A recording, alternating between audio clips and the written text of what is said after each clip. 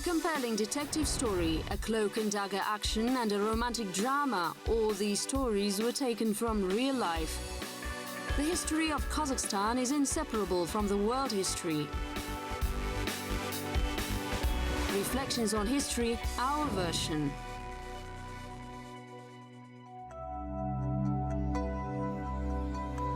Khak-Nazar the Magnificent. Old Uralsk Museum, which opened as a temporary expedition, it has been operating for 12 years. This museum contains information on historical matters about merchants, fishermen, and Pugachov. They link three countries, which are Great Britain, Russia, and Kazakhstan. Anthony Jenkinson, also known as Anton Yankin, made an adventurous journey and witnessed great events. There is a map on the wall.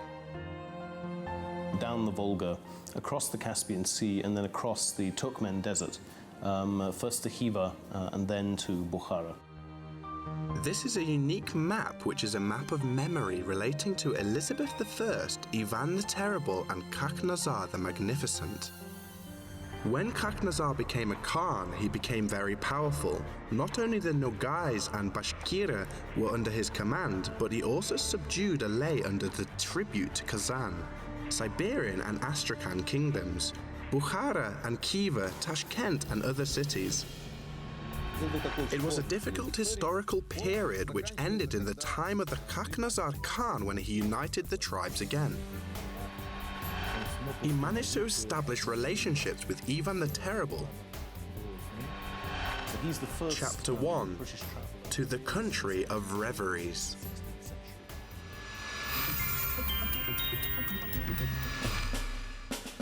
When Jenkinson was leaving London, the eldest daughter of Henry VIII was queen. When he was approaching the Kazakh steppe, Queen Elizabeth ascended to the throne. In Russia, the Terrible had not been added to Ivan's name yet. The Kazakh Khanate underwent intense wars and finally achieved governmental stability. Khak-Nazar was a son of Qasim Khan and grandson of Janibek, who had been one of the Kazakh Khanate founders. He was the very ruler who Nogai, sovereigns of often had complained about to the Russian Tsar, from Ismail Mirza's letter written in 1557. Nephews of mine have finally left us and now have joined the Kazakh ruler. They fought against me. They think that my time has passed.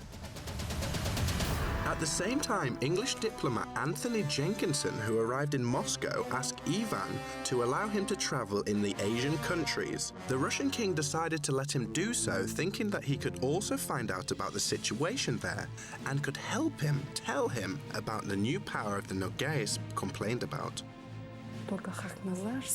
Only Khak-Nazar was able to become a ruler worthy of his father. The 16th century was the period for new opportunities, merchants and adventurers. We also know about Anthony Jenkinson that he was a red-haired, successful merchant and a thrifty, unsentimental person. He wanted to trade with China via Tashkent and Kashgar. He fully described the Kazakhs and the Kalmyks in that period. It seems reasonable to assume that the Londoner was really fortunate. Besides visiting Mangishlak, Bukhara and Persia, he managed to become a representative of two countries, Britain and Russia. To be exact, Jenkinson travelled by order of his government, and so to speak, companies, which I think are connected with trade. First, he planned to find and map the road to China. Anyway, that road crossed the area of present-day Kazakhstan. He crossed the Caspian Sea by ship and then sailed along the Yaik River. When making our journey, one day we found ourselves in the most beautiful coastal city called Sarashik. The city was under command of a Tatar prince called Ismail, who was a close friend of the Russian king. Anthony Jenkinson wrote this in the middle of the 16th century.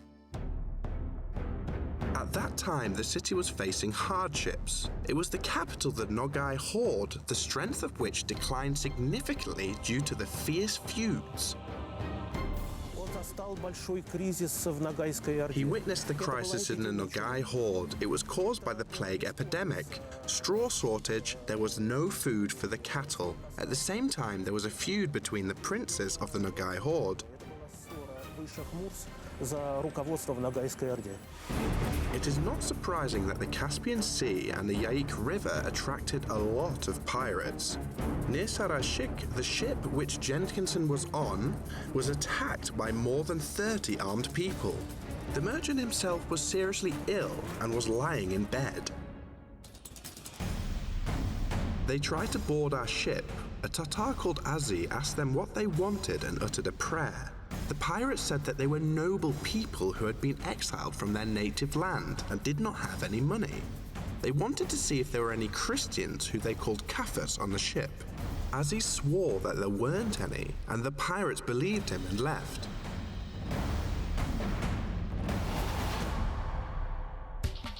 Jenkinson was not interested in Sarashik in terms of trade. Trade is not conducted here because local people do not use money. All of them are warriors and cattle breeders committing robbery and murder. Here the quotation ends. The city gained back its commercial importance a few years later in the time of Khak-Nazar. Chapter 2. The Road to History. It is considered that the golden age of Sarashik was in the time of the Golden Horde. However, the image depicted in this mural seems to relate to an absolutely different period. It seems that Qasim Khan is entering the city. There were straight streets running along caravan roads in Sarashik.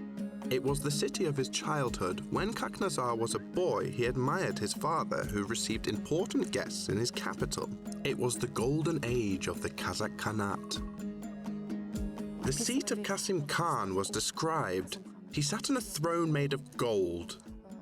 The price of this throne was mentioned too. It cost a few thousand Iraq tumans, which was money at that time. When Qasim Khan died, the city stopped being the capital of the Kazakh Khanate. A struggle over the Khan's throne ruined the mighty state in a few years. It lost almost half of its area. Only Khak-Nazar managed to continue his father's public policy, Qasim Khan's bright path. Getting back to the city of his childhood was a matter of honor. It is unknown when exactly Qasim Khan came to the throne, but it is doubtless that he saved the country from the abyss of civil war. The state restored its territorial integrity and achieved high status again. He established the borders of the Chengisides territory, which is connected with the territory of present-day Kazakhstan. He was called Khak-Nazar the Magnificent. He was active, far-sighted, and had power of reason. This ruler was respected. The information about his appearance remained mainly in legends. He was a strong man of medium height. From his youth, people described him as a bagator and successful commander.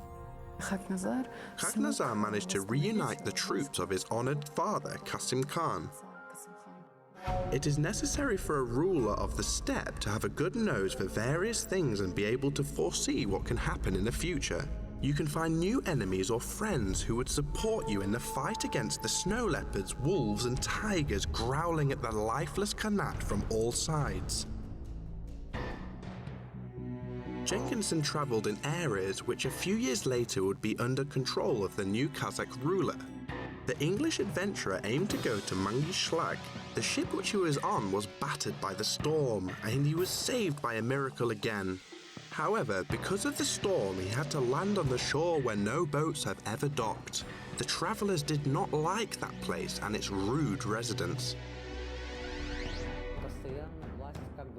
Different groups seized power all the time, and it was concentrated in that area. Actually, Jenkinson said about it too. Their journey was not easy, as there were bandits, extortion, and fierce wars between multiple rulers. An interesting incident occurred there. In the caravan, there were some Tatars who were called holy people. Once they wanted to pray and tell fortunes, they killed a few sheep, removed their shoulders, and boiled them. Afterwards, they mixed the ram's blood with the ash of bones and wrote some letters with the blood. According to the shoulder divination, the caravan would meet enemies and defeat them. The skeptical Briton wrote a letter that although he had not believed in the prediction, it turned out to be correct. They had to fight with robbers and even use guns to protect themselves.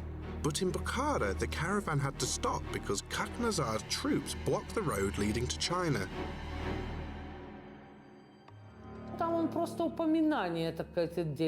There is only half a line or a line saying about his ruling and some other matters. We find it interesting that it presents the fact that this Khan really ruled in that period.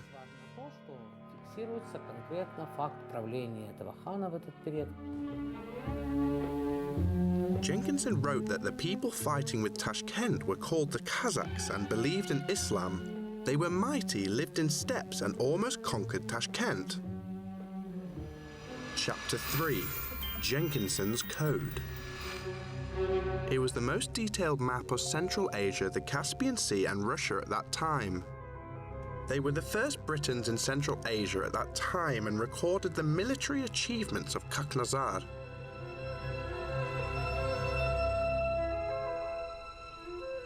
He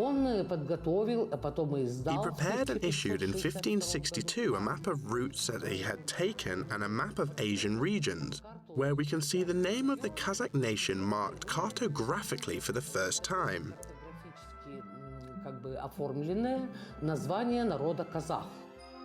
Although he did not set himself any historical aims, he made a great contribution to history.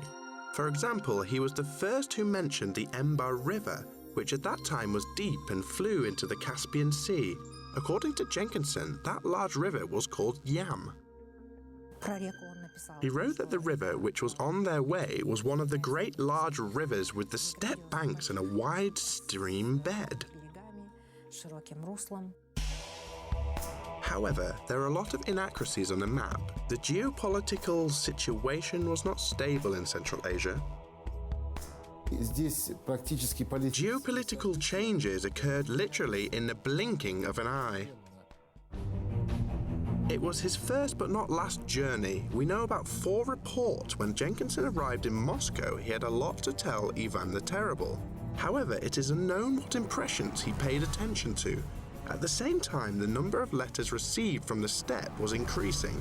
Moreover, they were quite alarming. A Russian ambassador reported that the Kazakh Khan successfully fought with the Nogais, Kuchum, the ruler of the Siberian Khanate, and lost confidence in his power.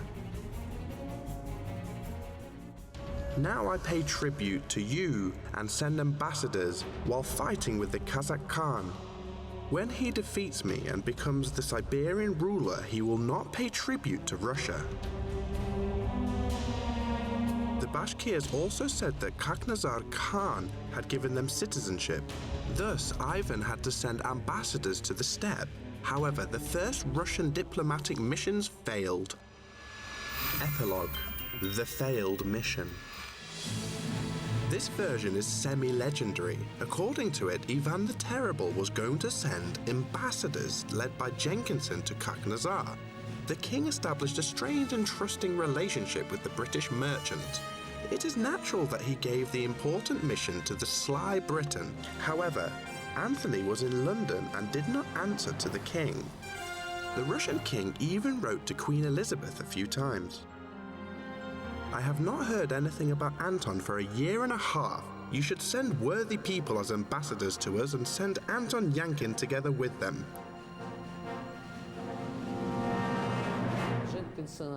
Perhaps Jenkinson's written memoirs and something else once were published in English there. However, we still do not have, so to say, precise information about it. The correspondence relating to Khak-Nazar disappeared in the fire of Moscow. Thus, it is impossible to either confirm or disprove this version. However, it is easy to imagine the resourceful Englishman coming to an agreement with the Kazakh Khan on the behalf of the Russian king.